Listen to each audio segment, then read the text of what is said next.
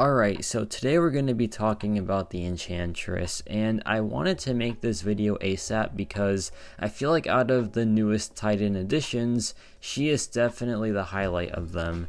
So yeah, this character, I think a lot of people are after, and if you don't really know about this champion, this video is going to pretty much like tell you why everyone wants her. So yeah, here I made a pros, cons, and extra infographic. I might use this infographic a lot going forward, just depending on if y'all like it or not, but let's just get started. So for the pros, she is a very strong defender, and this is the most important thing by a country mile. She is a really good defender with the right node and spell combos. Now, of course, on the con side, there is a different side of her defensively, but when she does have like the right node set or the right like spell combos, she is easily one of the toughest defenders this year. So yeah, that is her, I think, biggest pro. She is just a really strong defender for like the most part anyway.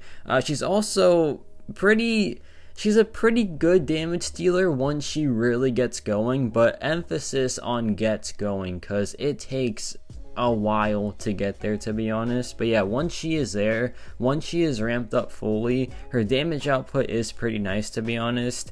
And last but not least, she is just very fun to play, and she is nothing like any other character in this game. Like the spellbook playstyle is so cool once you learn how to like, you know, use it, but it's also very challenging, like especially for a new person that just picked up this character. So yeah, like her pros are pretty decent, especially like being a defender, which is really helpful with the current state of the game. But now let's talk about the other side. What are the cons of this character? Well, I feel like she is one of the worst Battlegrounds characters to ever exist. Her ramp up is absurdly long. Like once you get her ramped up to a proper amount, she is almost timing out in Battlegrounds, and I like can actually prove this by seeing like Enchantress time out to Serpent a lot of times, right? Like she is just not made for Battlegrounds. She is an objectively like bad Battlegrounds attacker. So if you want a Battlegrounds attacker, you do not have the right champion with Enchantress. She is not meant to be a Battlegrounds attacker. Additionally, her defensive potential is kind of inconsistent because, like I said, the right nodes and the right spell combos can make her one of the most annoying defenders in the game. However, the wrong spell combo and the wrong nodes can make her honestly a joke. Like, as we see in the Crit Me meta, she is getting absolutely walloped by like Hulk, Titania, the usual science characters. And I feel like it is the usual science characters that make quick work of Enchantress. Now, the thing with the Alliance War tactic is you don't see any of the top tier science characters with that tactic, and that's why she is so good as a defender in the tactic, right? But when you add the very overpowered science characters that usually take Enchantress in like Battlegrounds, she really sometimes isn't that bad. Like I said, other times, like with the right node combos or the right spell combos, she is very annoying, but usually she can just get like destroyed by Hulk, Titania, Silk, whatever, like any good science character. And the last thing, kind of keep this between us, but on attack, she's kind of just the worst Wong. Like, I don't know, she feels like a worse Wong to me, because at least Wong doesn't take that long to ramp up to really get his damage output going, and like he does work in Battlegrounds pretty well. Like he is an okay attacker in Battlegrounds, right? Like his spell ramp up is nowhere near as bad as Enchantress in like the majority of matchups, and I feel like once Wong is ramped up in those longer fights, then he like kind of has better lifesteal. He just has, I think, more damage output, or like they have like the same level of damage output. Like, I don't know, I think that we didn't really need a mystic long form character like Enchantress is, because we already have Wong. So I don't see this character having too much use on attack overall. But for the extras, she has some pretty good utility bits, like she has access to Atrophy, Nullify, and Neutralize that aren't super potent. They start off with a 30% potency, but once you drop the SP2, you get to double their potency up to 60%. So yeah, 60% Neutralize, Atrophy, and the Nullify is like kind of just there all the time. But yeah, 60% Neutralize, I don't think that's really good, to be honest. Like, first of all, champions like Serpent have a 125% chance to trigger their things, so having a 60% neutralize only, yeah, that's just not really good. So, she has the Atrophy, I'll just put it like that. The Nullify is kind of, it's kind of mid. The Atrophy is like the only good thing about her utility wise, but she also has like some sustainability, like, you know, the energy regen and the block damage regen. That's pretty sweet. She also has a miss, which is pretty decent.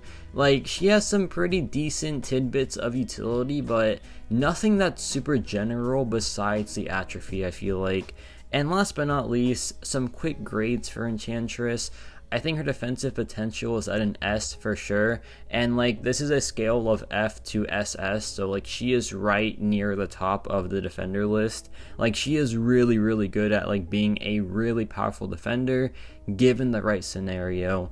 And for attack, I'm gonna give her a C. I think that this character is just not good where it matters on attack, and like she is just a very slow champion to ramp up, and by the time she is ramped up, other champions that do the exact same thing have the fight finished already. And for longer fights, we just don't really like need a long fight champion right now, and we have Wong anyway, so it's like, was this character really necessary attack wise? I'm not too sure. And for my utility, I give her a B. I think B is a fair assessment given that she does have a pretty good Atrophy and she does have like some extra bits of sustainability. So yeah, those are my grades for Enchantress, and let's show some gameplay now of this champion. So first we have this Gallot fight, and this is going to showcase her ability to regen off of some energy damage. Like, it's not super potent, it's kind of just there. Like, she does have the ability to regen most of it back, but you will still take a nice chunk of damage, and like especially if Terax didn't give us the free willpower, you would notice like the damage output a lot more. But thankfully with the armor breaks, she can take this fight pretty fine. So yeah, here we drop the SP1, and for my spell order, I go for the energy damage, then the charm, and then I go for like some DOT just to get some damage going. But yeah, like her spell book, what's cool about it is you can mix and match given the right like scenario. Like, for example, if I need the Atrophy, okay, I go for the charm, then the Atrophy, then I go for the damage output, right? Like, it's fun mixing and matching, and that's why for one of the pros I put her playstyle, because her playstyle is just really fun to mess around with. It does take a lot of practice to memorize the spells, especially mid-fight, and I remember like I have the spotlight pulled up here, and it literally says, if you forget a spell combination, simply pause the game to see the full list written out. So as you can see, this character was not designed with Battlegrounds in mind, because the dev literally says, for like one tip, to pause the game. And if you don't know, when you pause the game in Battlegrounds, you lose out on a lot of fight time. So yeah, this champion is not for Battlegrounds, obviously, but now we're fully ramped up. We got the 2 DOTs, we got the 2 green spells and the 2 purple spells, so now it's time to just cash in and do as much damage as we can. And yeah, like the fight's going pretty well. The energy damage regen is putting in some work, the armor breaks are putting in more work, to be honest, but yeah, she's still doing pretty fine here. The SP2 is critting for some pretty nice numbers, like 22,000 is pretty good stuff. But yeah, like this champion, once she does get going, is very fun to play because it's just SP2 spam, and her SP2 is one of the coolest looking SP2s in the game, so she's pretty enjoyable for sure. The energy damage regen, as you can see, it's not covering most of it, it's just covering some of it. And yeah, drop another SP2. Like I said, really cool animation. Here I just wait out the rock field because it is at its like maximum, so I am taking a lot of damage from it. And here he drops the SP1, no big deal. And yeah, this should end it pretty soon, just like one more SP2. So we drop it right now. Hopefully get some crits. We do get the increased crit rate from the orange spells, and yeah, fight's done. And that was like what, about 2 minutes? Yeah, 2 minutes. Actually 2 minutes and a lot, I'm pretty sure, but that's okay. Now we have this Dormammu fight, and this is going to showcase the atrophy. And like I said before, I think the atrophy is the best part of this champion, because once you get it to that 60% duration or like potency, it's really nice. Like, especially for nodes like Footloose, for nodes like okay, I'll be honest, I think I only showcased Footloose in this video, but you know, just anything with a duration of like what, 6 to 8 seconds or like lower, you'll notice the atrophy putting in a lot of work. For like the longer buffs, you might not notice it like as much, but it's still there, so just keep that in mind that yeah, the atrophy I think is her best utility bit by a landslide. But now we have to build up to the SP2, drop it here to get the double potency of the atrophy.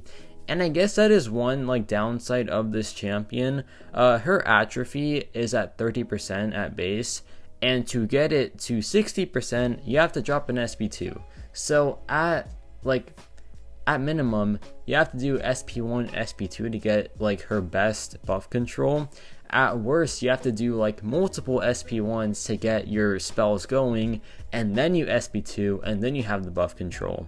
So like that's where the problems start with this character, especially in the shorter fights where you want buff control immediately, right? But when you need at least 3 bars of power to get any buff control going, that is a problem, and that is why she is not really meant for like shorter fights, and these longer fights right here are even kind of stretching it. So yeah, here we drop the SP2 again, some nice crits there for sure. And the fight's going pretty well. And what I didn't like mention earlier is the fact that we also got the nullify spell up to nullify the energy res that Dormammu has, or the energy res. Now here's the cool part about Enchantress here. While her stuff isn't super potent, she does have access to all 3 of the biggest buff control things like neutralize, atrophy, and nullify. Now I think like she had to get balanced by making them not super potent, but the fact that she does have access to all 3 is really, really good. So yeah, that right there was a 2-minute fight. The degen of course put in work, but it was still a very nice showcase of her utility. So yeah, now we have this sunspot on Footloose. Like I said, I pretty much only showcased Footloose in this fight, or like in this video, unfortunately, but to be fair, there's a lot of, okay, to be honest, like buffs are kind of just everywhere right now, right? Like, you know, there's some permanent ones, there are some ones with durations, like for example, the Serpent's immortality buff is the biggest buff to deal with right now with the duration. By the way, this character apparently was supposed to be good for Serpent, and I think she can take Serpent very well if it's a long fight, but do not, I repeat, do not even try to use this character in battlegrounds against Serpent, because I'm pretty sure it's just a guaranteed timeout. And like, that's just how this champion is, right? She's mainly a defender. I'm just showcasing her on attack for fun because I think she's a very fun champion to play, but truth be told, when you pull this champion from a Titan Crystal, you are going to just use her for defense mainly. If you're using her on attack, then either the opponent has like a Titania or a Hulk on like the attack side for them, or you just want to use her for fun, which I don't blame you, right? Because she is a very fun champion to play. But yeah, now we have the atrophy up like completely, and it's very good. Like the Footloose goes away before he even finishes his special attack. That is really impressive stuff there. Like, she is a really good buff controller with the atrophy. Like, I cannot deny that. It is really good stuff. But it's just the ramp up to get there is what kind of irks me, but like once she's there, it's very, very solid. But now to end the video here, I'm just going to showcase like what I do for the normal damage rotation, because yeah, I've showcased the utility one a lot, and there is like a regular damage one, but to be fair, it's kind of just all the same fight time, to be honest. What I go for when I go for like the damage one, I go for 3 charms and then like 3 DOTs, and then I drop the SP2s. And the SP2s, once you have like 6 spells and 3 of them are DOT ones, oh my gosh, it's just really, really nice damage wise.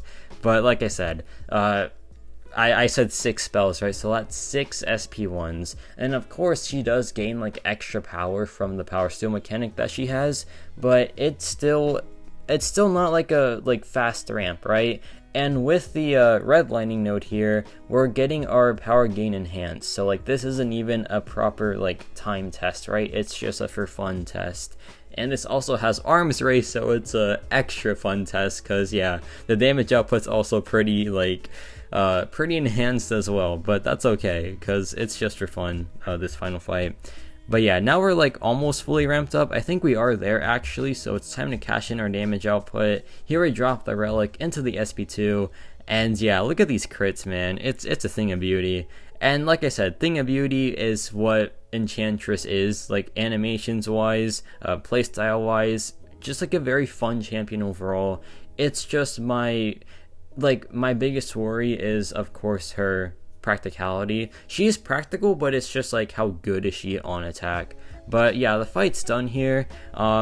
Pretty sweet fight. Once she got going, it was like 2 SP2s and he just melted. So yeah, very, very fun fight. But yeah, let me know your thoughts on Enchantress. I think overall she is a very solid defender and a very fun attacker overall, but I just worry about like, when will I actually want to use this champion, right? Like, when will I actually need this character? And when I do need her, is she gonna like, you know, be better than Wong, for example? Be better than like any other character that can do long fights pretty well, but also bring a lot more to the table in shorter fights. But if nothing else, she is still a very strong defender. So yeah, let me know your thoughts on Enchantress, and yeah, that's about it for me.